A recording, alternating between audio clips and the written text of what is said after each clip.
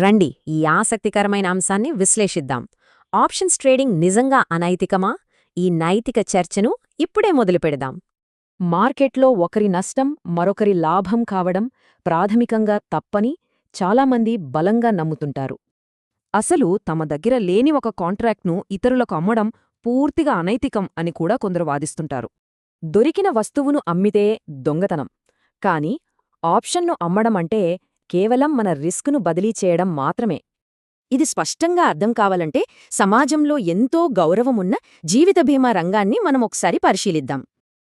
ఒక బాధ్యతగల వ్యక్తి ప్రీమియం చెల్లిస్తాడు. దానికి బదులుగా బీమా కంపెనీ ఆ భారీ నష్టభయాన్ని తనపైకి తీసుకుంటుంది. అయితే ఆలోచించండి, లాభాల కోసం వేలాది మంది నుండి ప్రీమియం వసూలు చేయటం బీమా కంపెనీకి అనైతికమా? ఖచ్చితంగా కాదు.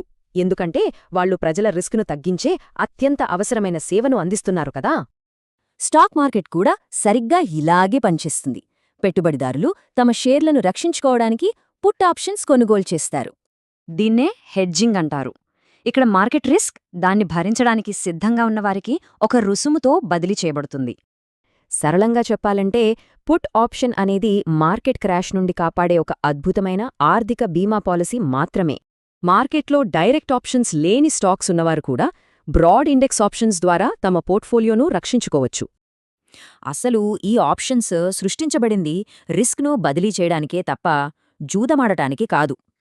ఇది చాలా ముఖ్యం. కాని చాలామంది ఈ సాధనాలను కేవలం జూదం కోసమే వాడుతున్నారనే విమర్శ కూడా ఇక్కడ లేకపోలేదు.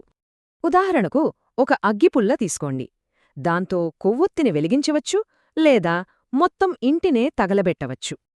ఇక్కడ తప్పు ఆ అగ్గిపుల్లది ఏమాత్రం కాదు కదా, ఆ సాధనాన్ని దుర్వినియోగం చేస్తున్న వ్యక్తిదే పూర్తిగా తప్పు.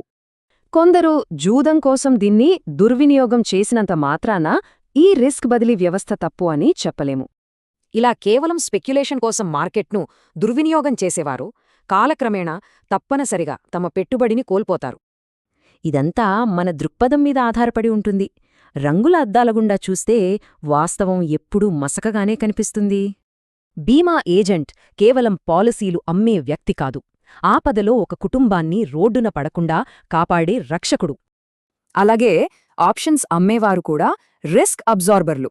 వీరు మొత్తం మార్కెట్ వ్యవస్థకు ఎంతో కీలకమైన స్థిరత్వాన్ని అందిస్తారు. చివరగా ఒక్క మాట, మార్కెట్లు నిజంగా ఎలా పనిచేస్తాయనే వాస్తవాన్ని మన అపోహలు మరుగునపరుస్తున్నాయా? ఒక్కసారి ఆలోచించండి.